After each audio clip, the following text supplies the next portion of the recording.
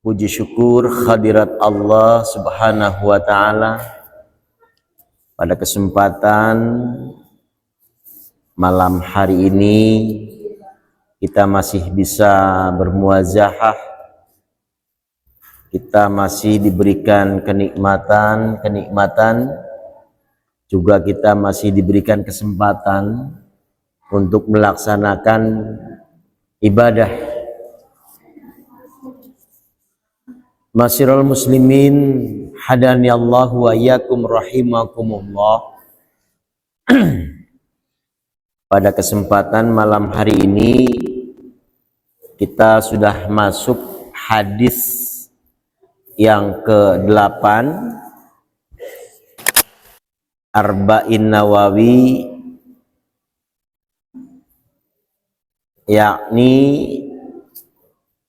mengajak kepada kita semuanya, pada saudara kita semuanya yang terkait dengan penghambaan pada Allah Subhanahu wa Ta'ala, yaitu mengajak kalimat yang awal kita tanam dalam rukun Islam. Masyiral muslimin hadani Allah wa iyyakum rahimakumullah. Bismillahirrahmanirrahim. An Ibnu Umar radhiyallahu anna Rasulullah sallallahu alaihi wasallam, dari Ibnu Umar radhiyallahu bahwasanya Rasulullah sallallahu alaihi wasallam bersabda,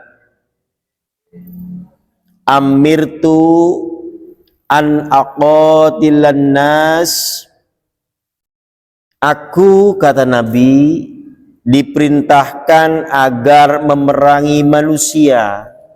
Memerangi apa?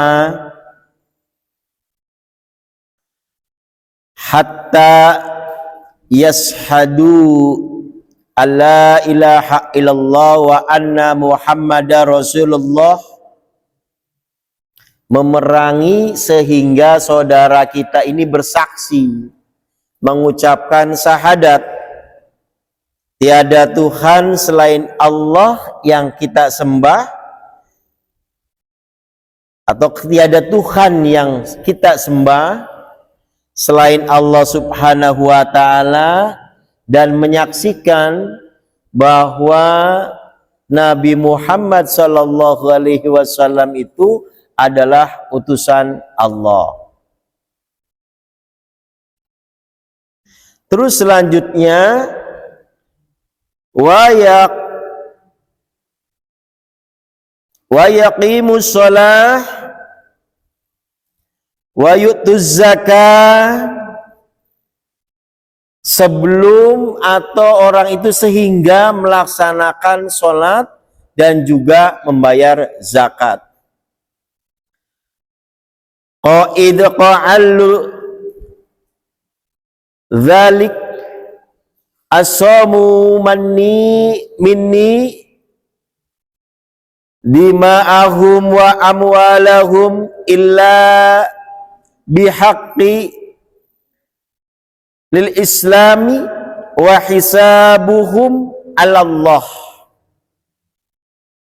Jika mereka itu melakukan hal, maka mereka telah melindungi darah dan hartanya mereka.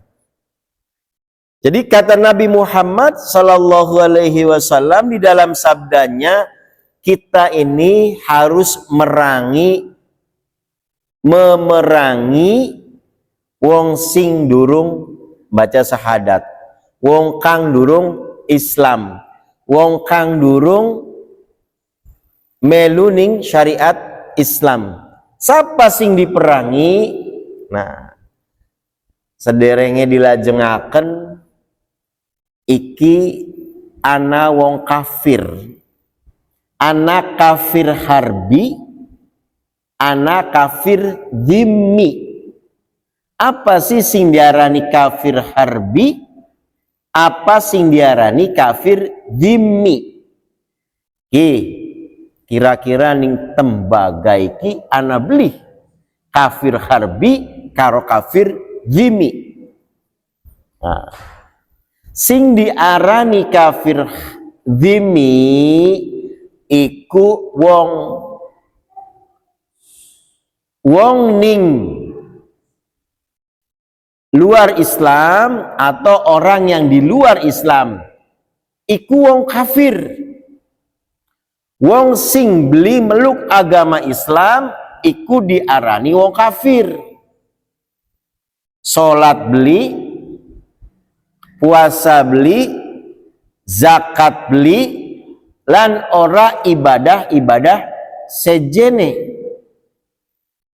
Wong mau iku kafir, tetapi wong mau ku baik, wong mau ku bagus pergaulane karo tanggane, karo sedulure, karo sejen-sejenane, karo lingkungane. Kafir tapi baik. Paham boten, Bu? Paham lebih? Kafir tapi baik. Sering ngupai tanggane, sering gawe kebagusan karo tanggane, tapi sholat ma ora, puasa ora, melaksanakan syariat ya ora, baca syahadat ya ora. Iku wong kafir, tapi wong mau baik karo tanggane iku diarani kafir dhimmi. Paham, Bu? Ana maning kafir harbi.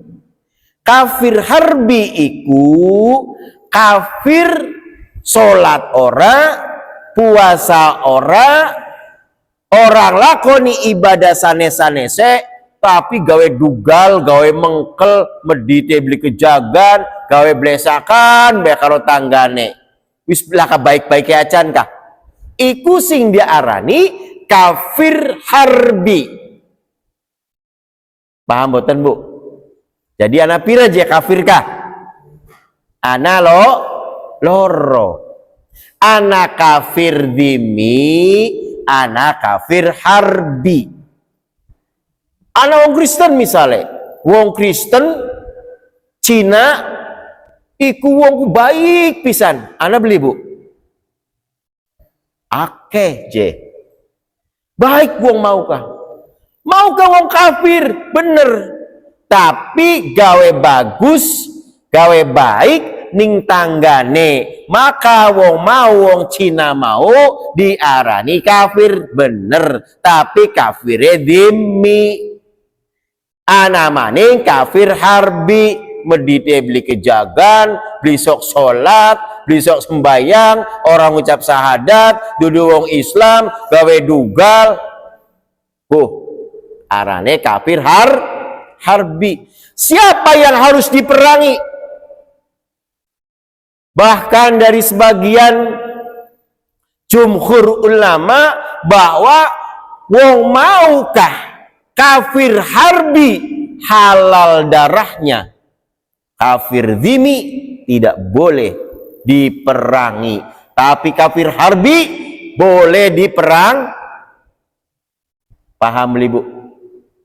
Ya, iki tentang kafir. Kaitane karo mau jare Kanjeng Nabi an Ibnu Umar radhiyallahu an, bahwasanya jare Ibnu Umar radhiyallahu an anan Nabi sallallahu alaihi wasallam qala, bahwasanya Rasulullah Muhammad sallallahu alaihi wasallam itu bersabda. Cara Kanjeng Nabi, aku perintahkanku, coba merintahin ning siapa?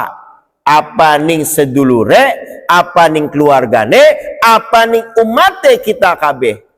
Jare Kanjeng Nabi, kita iki diperintahkan merangi manusia. Merangi manusia sing apa? Merangi manusia sing durung syahadat, merangi manusia sing durung sholat, merangi manusia sing durung pernah bayar zakat, merangi manusia apa maning? Ikuku merangi ku duduk perang. Tapi omongana sedulur kita kabeh, omongana tangga batur kabeh, omongana keluarga kita sing durung pernah lakonikun nanging wong mau Islam. Maka kata Allah Subhanahu wa ta'ala, ku anfusakum wa ahlikum nar. Jaga dirimu, jaga keluargamu dari apa? Dari api neraka. Jaga priwe? Putu buyut sing durung salat, gagian omongana salat, kuarane merangi. Omongana salat, ku anfusakum, jaga dirimu, jaga, dan keluargamu nih dijaga dari apa?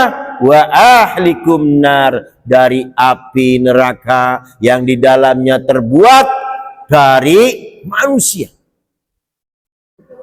Maka di dalam hal ini saudara-saudaraku sekalian, ya, diingetaken merangi mau, tapi gapau kafir harbi iku kudu diperangi. Bahkan kata Nabi, kalau seandainya kita ini berjalan berpapasan dengan kafir harbi, jangan minggir, tabraklah bisa mah.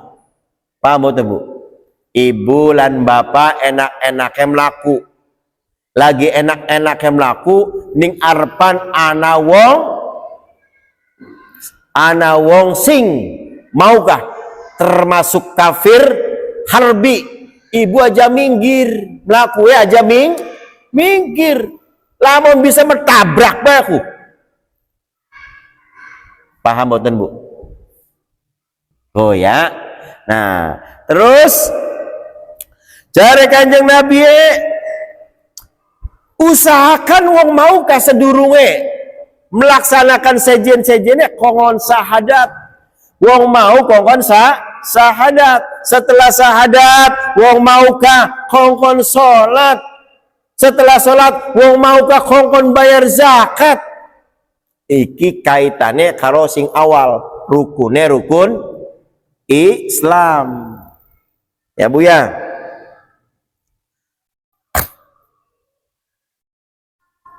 Jadi kalau seandainya kita ini bertemu dengan orang-orang yang kafir, di antaranya kafir harbi, perangi. Ya tadi, nggak mungkin kita ini membunuh, walaupun kita ini berani, walaupun kata Nabi tumpas orang-orang seperti itu. Negara kita adalah negara hukum, ya angger bae wong mateni wong ya dipenjara. Nah, yang terkait dengan hadis yang ke-8 itu mengajak kepada kalimat syahadat di antaranya tadi. Nah, paham? Para B, ada yang tanyakan?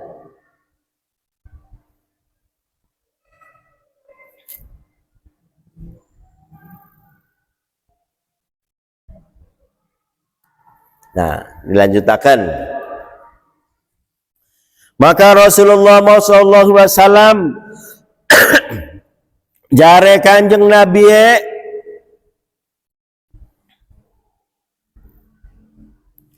kalau kita sudah mengajak saudara kita untuk mengucapkan kalimat syahadat, lalu selanjutnya orang tadi kata Nabi, wa yuqimus shalah wa yutuz zakah, dirikan salatnya dan bayar zakatnya. Apa sih yang dinamakan dirikan salat itu apa? Dimaksud mendirikan salat itu apa? Yang dimaksud mendirikan salat itu mengerjakan sesuatu yang terkait dengan gerakan-gerakan salat, mengerjakan perintah yang diperintahkan oleh Nabi Allah Muhammad sallallahu alaihi wasallam untuk mendirikan salat, bukan saja kita baca doa lalu kita ruku, kita sujud, berdiri lagi. Bukan hanya itu, kata Kanjeng Nabi. Kalau itu mah menjalankan sholat, sekarang mah mendirikan sholat. Apa yang dimaksud dengan mendirikan sholat itu? Perbedaannya, yang dinamakan menjalankan sholat itu hanya melakukan ritualnya, hanya melaksanakan geraknya dengan berdoanya. Sholat mas sholat, waktunya duhur dia sholat, asar, maghrib, isya sampai subuh dia sholat, itu namanya menjalankan sholat. Tetapi walaupun dia masih sholat, angger, ngedu ayame angger, bebodo wonge angger, bukan saja fasik, tapi dia hanya menjalankan sholat. Tapi kalau mendirikan sholat, pada saat kita ini sholat, ingat akan Allah. Kalau seandainya kita ini melakukan sesuatu yang kurang baik, ingat ada Allah. Kalau kita mau berbohong, ingat ada Allah. Itu yang namanya kan mendirikan sholat. Jadi yang menamakan mendirikan sholat itu, orangnya sholat, hatinya pun terpaut pada Allah. Kalimatnya di mana? Kalimatnya, Bu, Ibu setelah membaca surat Al-Fatihah di dalam sholat, begitu selesai, sebelum membaca kalimat surat Al-Fatihah di dalam sholat, tentunya Ibu membaca Allahu Akbar kabira, walhamdulillahi katsira, wa subhanallahi bukratan wa asila. Inni wajah tu wajahia, aku hadapkan muka ini. Kehadapan siapa? Kehadapan Allah. Jadi kita sholat ini bukan hanya sekedar Allahu Akbar. Coba Ibu diresapi, ini wajah tu wajhia lillahi rabbil alamin la syarika lahu wa bidzalika umirtu wa ana minal. Ini wajah saya ya Allah, kuhadapkan kepadamu, bukan kepada siapa-siapa. Ada kalimat wa ma ya wa mama lillahi rabbil wa ma ya hidupku, hidupku wa ma ya wa mamati, hidupku, matiku hanya kepada Allah. Ya, nah, hidupku dan matiku hanya kepada Allah. Jadi kalau seandainya kita ini sholat, bukan hanya menjalankan, tapi hatinya juga sholat. Karena kalimatnya tadi, kalimatnya itu wa ma ya wa mama, tuh, hidupku dan matiku hanya untuk lillahi rabbil la syarika lahu wa bidzalika umirtu wa ana minal muslimin. Itu Ibu sholat, boleh tidak misalkan kita ini sholat, tapi sholatnya kita tidak membaca doa iftitah, sah tidak sholatnya? Sholatnya sah tidak, Bu? Ibuku baca langsung Al-Fatihah, sah tidak? Sah sholatnya. Sholatnya sah tidak? Sah sholatnya. Karena di dalam doa iftitah itu hukumnya sunnah.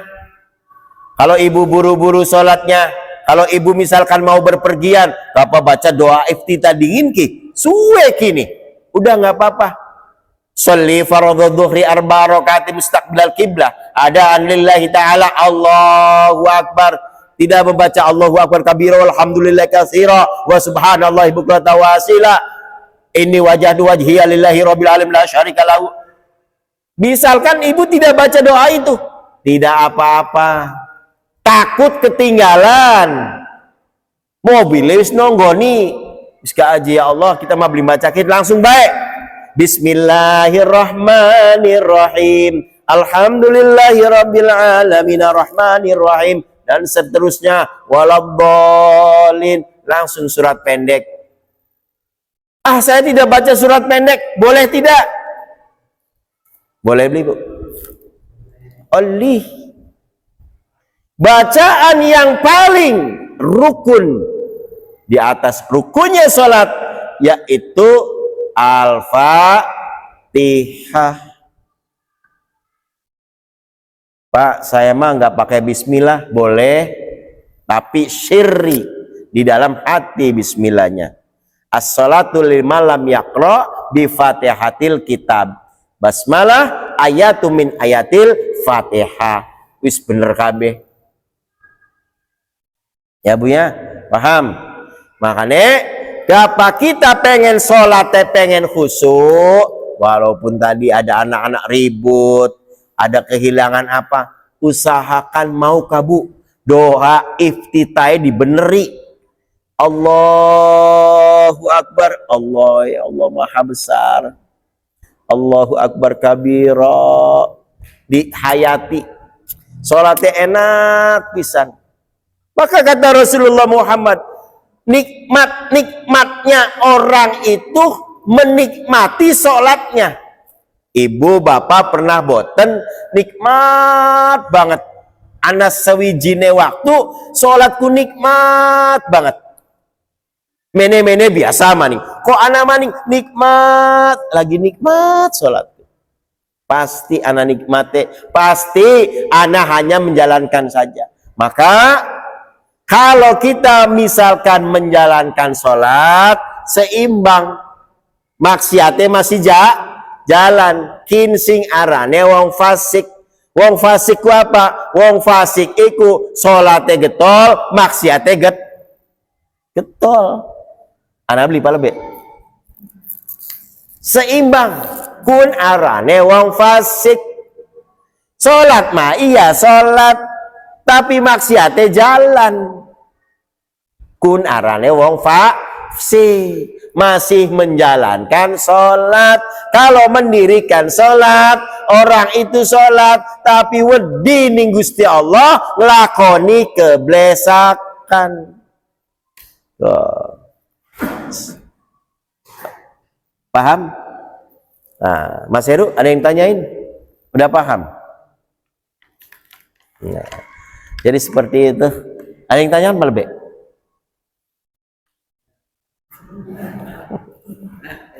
Bu, buat paham beli sampai sekarang kene paham beli.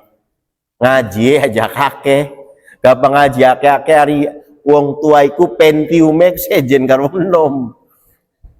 Stitik tapi manjing. Ya Bu ya? Stitik tapi manjing Pak Lebe. Daripada akeh beli manjing-manjing. Nah, kabur. Jare bahasane Pak Lebe mah cindek tapi nyampe. Dawa tapi beli nyampe-nyampe. Nah, sing dawa apa sing cindek kira-kira ngaji ya Bu? Sing dawa tapi nyampe jari ibu mah.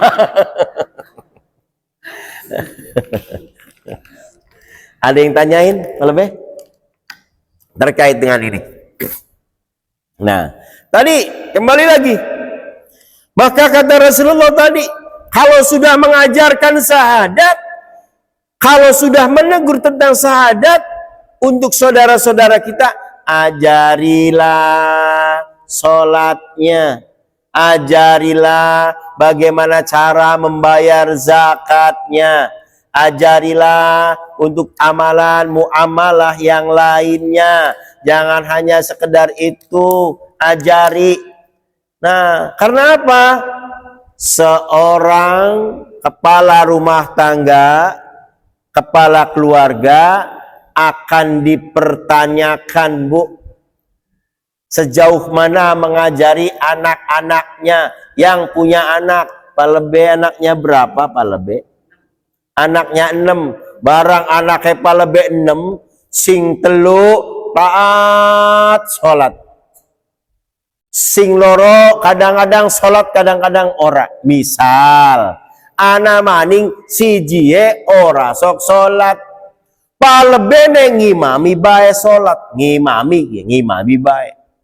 Suatu ketika di yaumil akhir, pada saat ditanya oleh malaikat rahmat, "Ye fulan, kenapa kamu tidak sholat? Kenapa kamu tidak melaksanakan apa yang disyariatkan Allah, apa yang diperintahkan oleh Nabi Muhammad sallallahu alaihi wasallam? Kenapa enggak kamu kerjakan? Sementara adik-adikmu melaksanakan sholat. Ada juga kakakmu, kadang walaupun kadang sholat, kadang tidak. Tetapi kamu kenapa tidak melaksanakan sholat?" Sementara bapaknya rajin. Barang jawaban anaknya, "Ya Allah, ya Rabb, bagaimana saya mau sholat? Bapak saya tidak mengajari, bapak saya tidak menegur, bapak saya tidak membimbing." Panggil bapaknya. Palebe, mene. Entok kabe, Bu. Entok kabe amalan wong tuane semono rajin sholate gara-gara dua anak ora sholat, ditakoni ora pernah diajari, ora pernah ditegur, ora pernah diomongi tentang sholat. Ambil semua itu amalan bapaknya.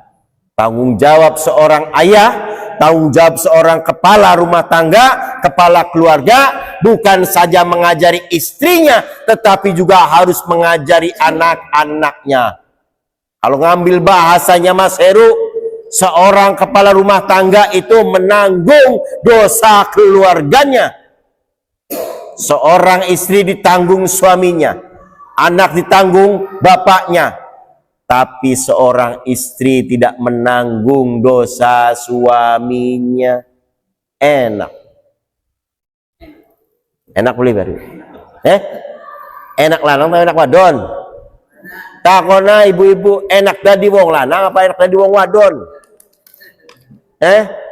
Cari otong mah enak dadi banci je. Bisa lanang dadi wadon.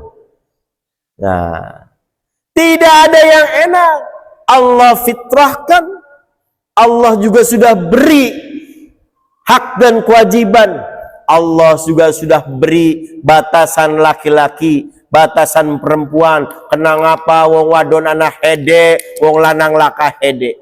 Lamun aja wong lanang anak hede, kira-kira dalane sing dipalebe.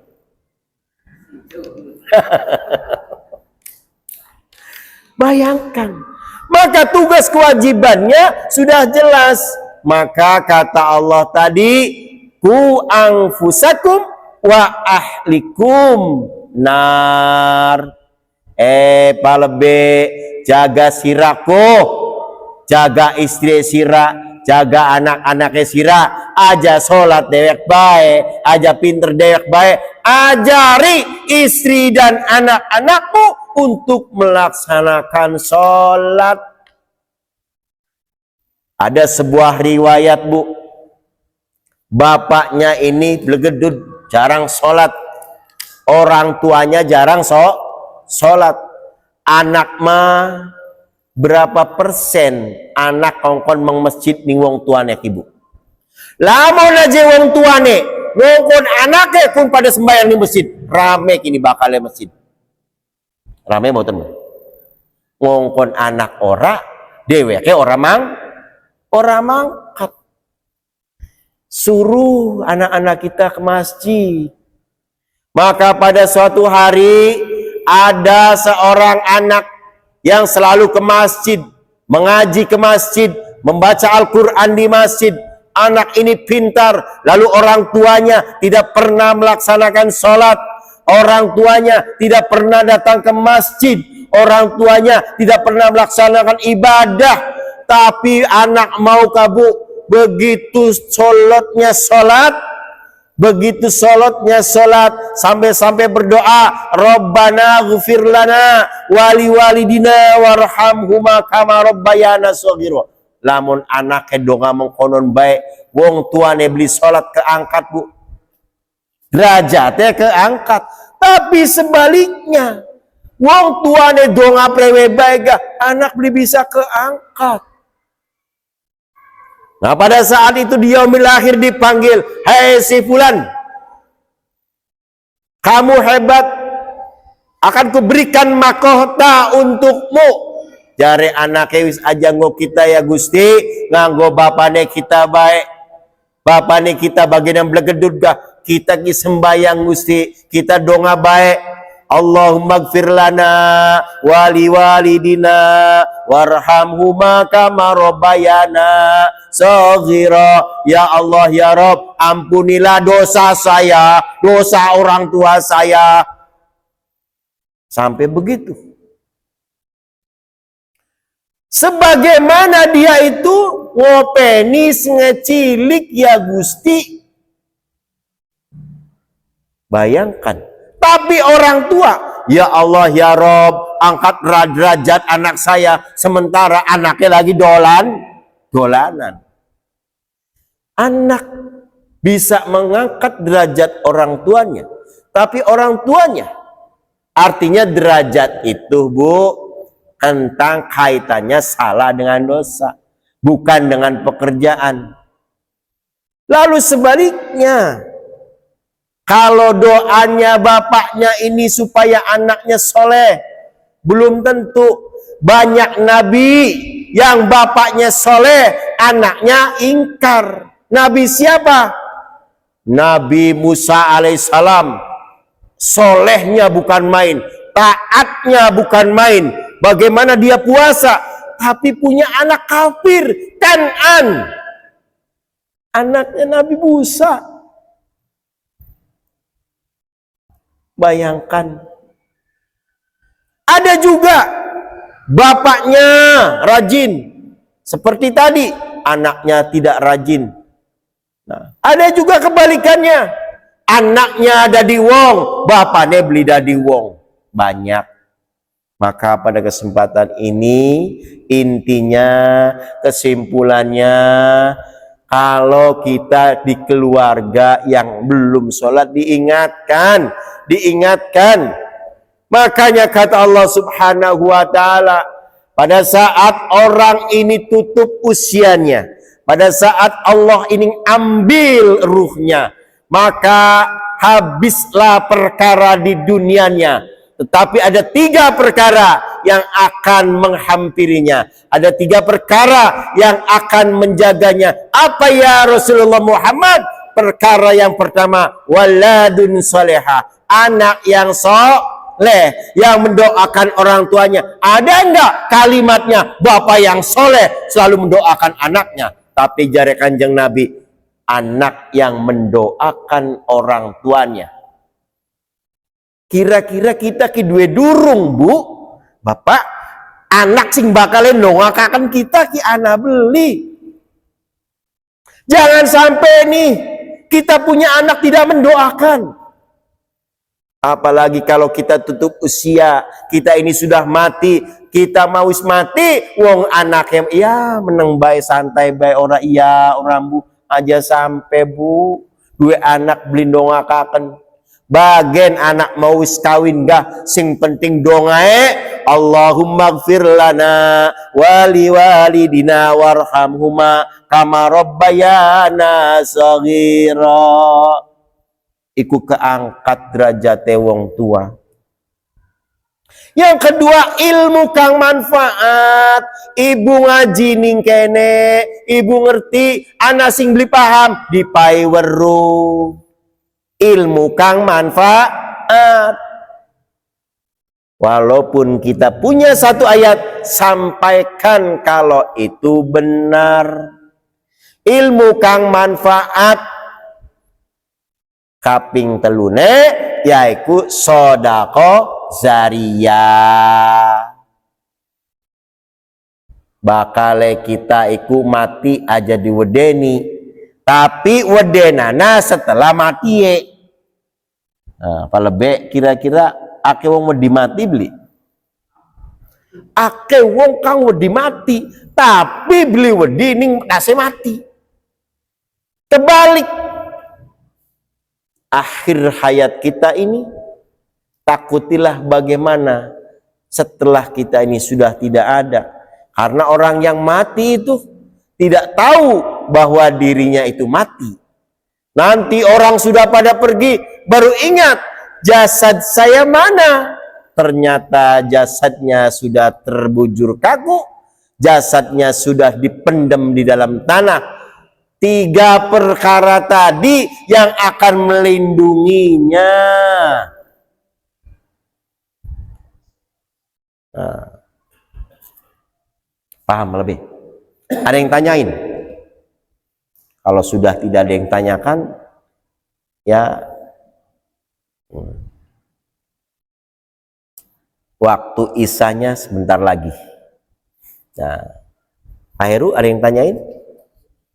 Nah, paham? Saya tuh suka Bu, kalau tidak ada yang nanya tuh, berarti paham kabeh, ngerti kabeh ya Bu, sing penting mengerti lah. Nah, Bu, jangan khawatir, ibu itu duduk-duduk di situ. Itu yang akan menjadi saksi di yaumil akhir nanti. Tempat duduk kita, beli papa Bu, bokongnya panas kah Bu, sing penting bakalnya saksi kita ning yaumil akhir bahwa saya itu mengikuti pengajian. Kita ini taklim, tolabul ilmi minal mahdi ilala di tolabul ilmi. Banyak. Jadi wong nuntut ilmu iku beli entok sampai tekang kita mau wis tua, wis baelah. Tidak. Terus sampai mati kita tetap nuntut ilmu marang Gusti Allah. Semakin kita mengerti ilmu, semakin mudah kita ini ibadahnya. Maka kesimpulannya dalam kita ini apa yang disampaikan oleh Ibnu Umar radhiyallahu an, kita ini harus memerangi orang-orang yang belum syahadat, terutama saudara kita. Saudara kita ini siapa? Bisa anak kita, bisa istri kita, bisa di sekitar kita. Ingatkan, ingatkan, ingatkan. Ingatkannya apa? Untuk sholat. Kalau tidak mau, tinggalkan, jangan dipaksa. Jangan memaksa orang yang sudah tidak mau sholat. Karena dosa kita tidak ditanggung olehnya, dan kita pun tidak menanggung dosanya. Wis, nafsi-nafsi. Bu, lamun jewong kene weruh, manfaate dodok bening masjid. Wis beli papa turu bega manfaate. Jare Kanjeng Nabi, di yaumil akhir nanti tempat duduknya itu akan menjadikan saksi bahwa dia pernah ada di lingkungan orang-orang alim, orang-orang yang ada di masjid. Tenang Bu, bagian dulu kemkolon bega, saksi bakale ning yaumil akhir nanti. Wis sementen mawon, apa pada paham, pada jelas, pala bene gawis ngantuk. Nah, Mas Herus pada ngantuk pokoknya. Nah, iya. Lamun ibu-ibu akeh paham Bu enak kabeh. Lamun kita paham salat ka Bu enak pisan. Bayangkan Ibu kalau kita tidak membaca iftitah pun Bismillahirrahmanirrahim. Bismi kelawan nyebut asmane Gusti Allah Ar-Rahman Ir-Rahim. Singulas ka asih dan maha penyayang. Coba bayangkan. Alhamdulillahirabbil alamin. Segala puji bagi Ar-Rahmanir-Rahimani. Siapa sing Ar-Rahman? Siapa sing maha penyayang? Siapa sing pengasih? Lillah Allah maning. Maliki yaumiddin. Enak. Kalau kita paham, apalagi kalimat yang di akhirnya. An'amta alaihim ghairil maghdubi alaihim waladdallin. Sebelum kalimat itu, iyyaka na'budu wa iyyaka nasta'in. Gusti Allah kabeh. Deke Gusti Allah kabeh. Gusti kita mamakome makom jaluk.